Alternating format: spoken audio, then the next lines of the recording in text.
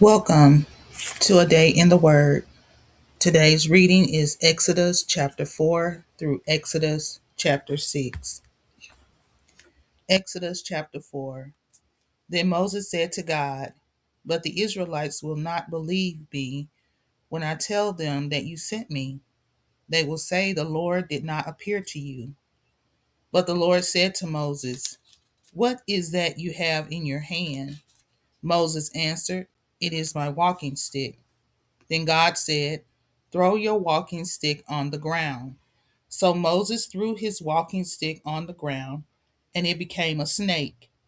Moses ran from it, but the Lord said to him, "Reach out and grab the snake by its tail." When Moses reached out and caught the snake's tail, the snake became a walking stick again. Then God said, "Use your stick in this way, and the people will believe that you saw the Lord, the God of your ancestors, the God of Abraham, the God of Isaac, and the God of Jacob." Then the Lord said to Moses, "I will give you another proof. Put your hand under my robe." So Moses opened his robe and put his hand inside. Then he brought his hand out of the robe, and it was changed.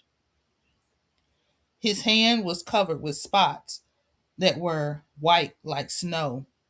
Then God said, "Now put your hand into your robe again." So Moses put his hand into his robe again.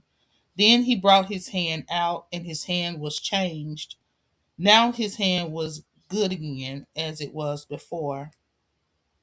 Then God said, "If the people don't believe you when you use your walking stick, then they will believe you when you show them this sign.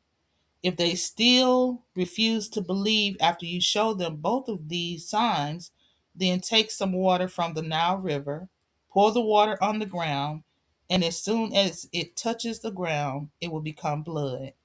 Then Moses said to the Lord, "But Lord, I am telling you, I am not a good speaker. I have never been able to speak well, and that hasn't changed since you started talking to me.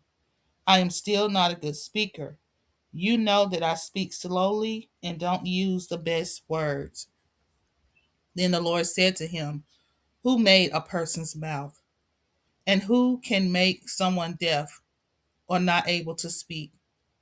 Who can make a person blind? Who can make a person able to see? I am the one. I am the Lord. So go. I will be with you when you speak.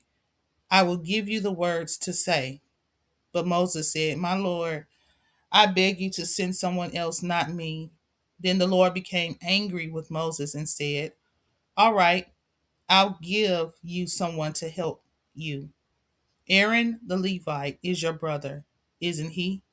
He is a good speaker. In fact, Aaron is already coming to meet you, and he will be happy to see you. I will tell you what to say, then you will tell Aaron, and I will help him say it well. I will tell both of you what to do. So Aaron will speak for you, like God. You will speak to him, and he will tell the people what you say. So go and carry your walking stick with you. Use it and the other miracles to show the people that I am with you." Then Moses went back to Jethro, his father in law. Moses said to him, "Please let me go back to Egypt. I want to see if my people are still alive." Jethro said to Moses, "Go in peace." Then, while Moses was still in Midian, the Lord said to him, "It is safe for you to go back to Egypt now. The men who wanted to kill you are now dead." So Moses put his wife and children on the donkey and returned to Egypt. He carried his walking stick with him, the walking stick with the power of God. While Moses was traveling back to Egypt, the Lord spoke to him. "When you talk to Pharaoh, remember to show him all the miracles that I have given you the power to do. But I will cause Pharaoh to be very stubborn. He will not let the people go. Then you should say to Pharaoh, 'This is what the Lord says: Israel is my firstborn son, and I am telling you to let my son go and worship me. If you refuse to let Israel go, then I will kill your firstborn son.'" On the way to Egypt, Moses stopped at a place to spend the night.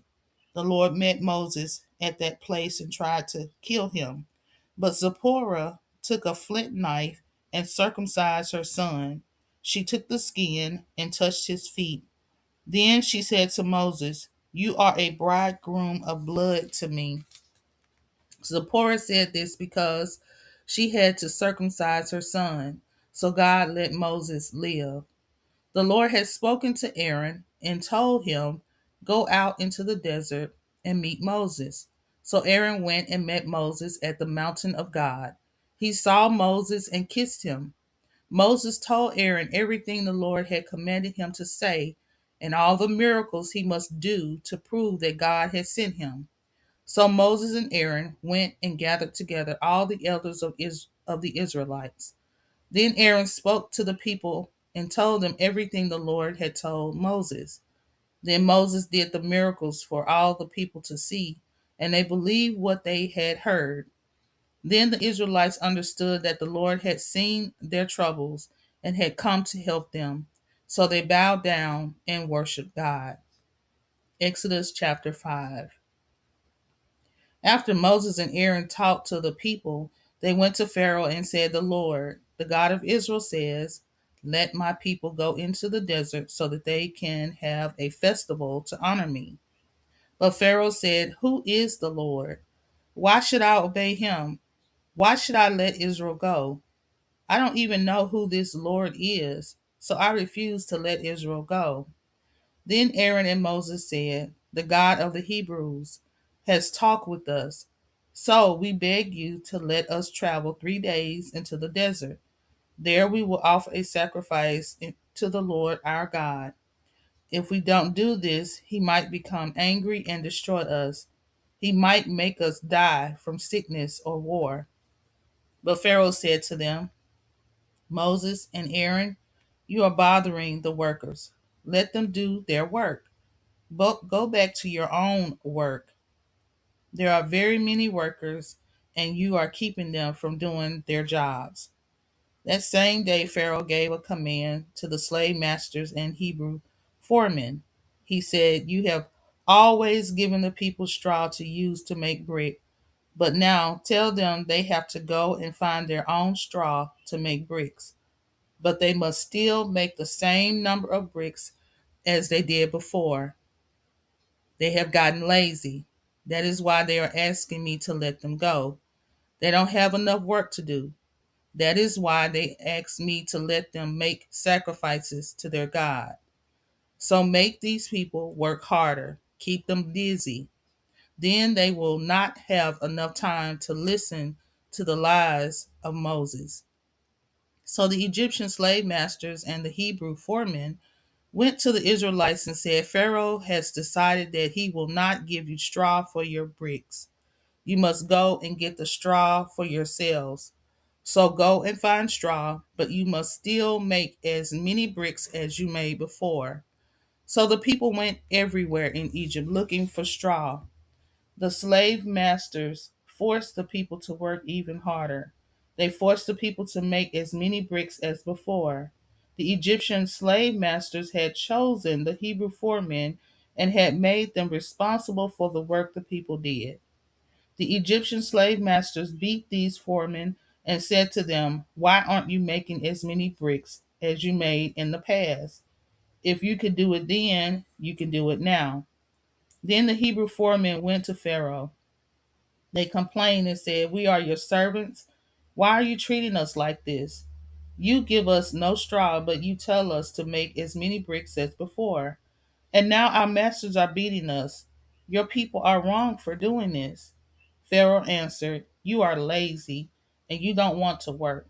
That is why you asked me to let you go. And that is why you want to leave here and make sacrifices to the Lord. Now go back to work. We will not give you any straw, and you must still make as many bricks as you did before." The Hebrew foremen knew they were in trouble because the Pharaoh had told them, "You must still make as many bricks as you made before."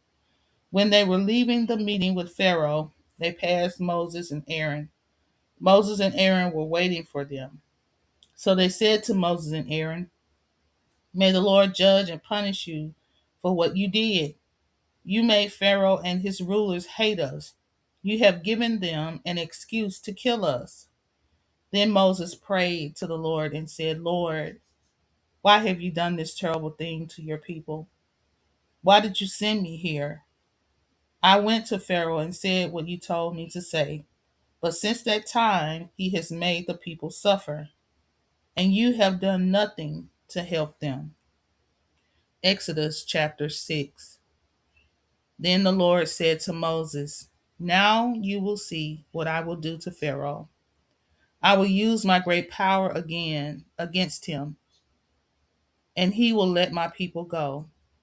He will be so ready for them to leave that he will force them to go.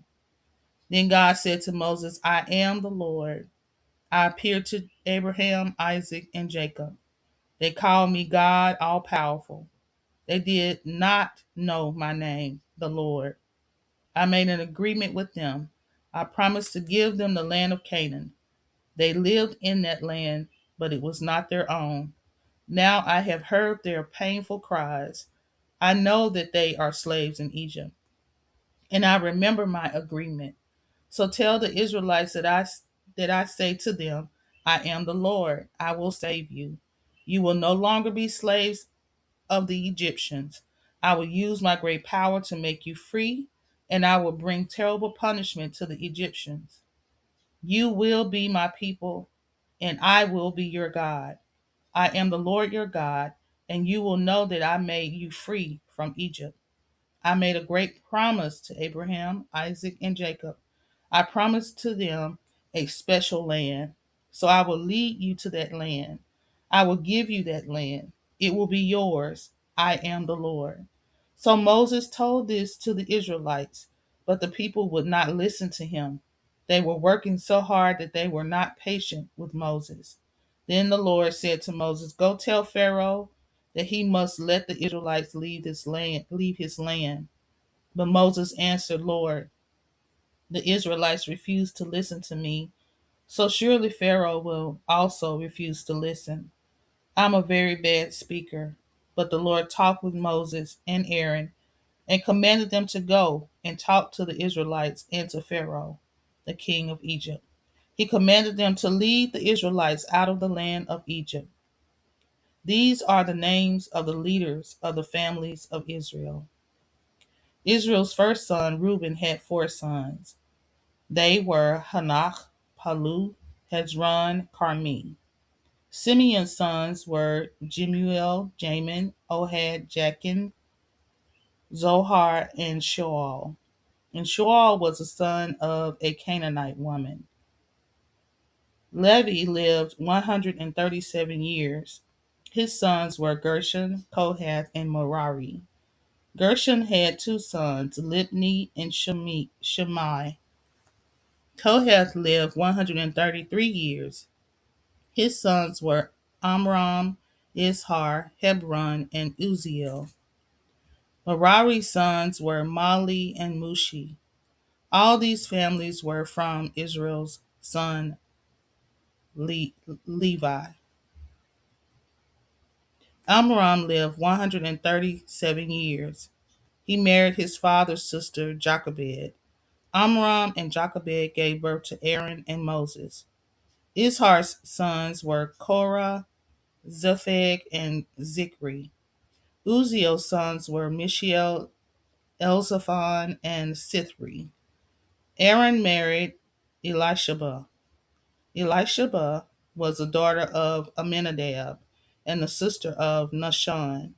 Aaron and Elisheba gave birth to Nadab, Abihu, Eleazar, and Ithamar. The sons of Korah, that is, the ancestor of the Korahites, were Asir, Elkanah, and Abiseph. Aaron's sons, Eleazar, married a daughter of Pituel. She gave birth to Phinehas. All these people were from Israel's son Levi. Aaron and Moses were from this tribe, and they are the men the Lord spoke to and said, "Lead my people out of Egypt in groups." Aaron and Moses are the men who talked to Pharaoh, the king of Egypt, and told them to let the Israelites leave Egypt. The Lord spoke to Moses again in the land of Egypt. He said, "I am the Lord. Tell the king of Egypt everything I tell you." But Moses, standing there before the Lord, said, "You know me. I am a very bad speaker. How will I make the king listen to me?" Thank you for joining A Day in the Word Bible in a Year series. Please subscribe, comment, like, and don't forget to turn on that notification bell. Until the next time, shalom.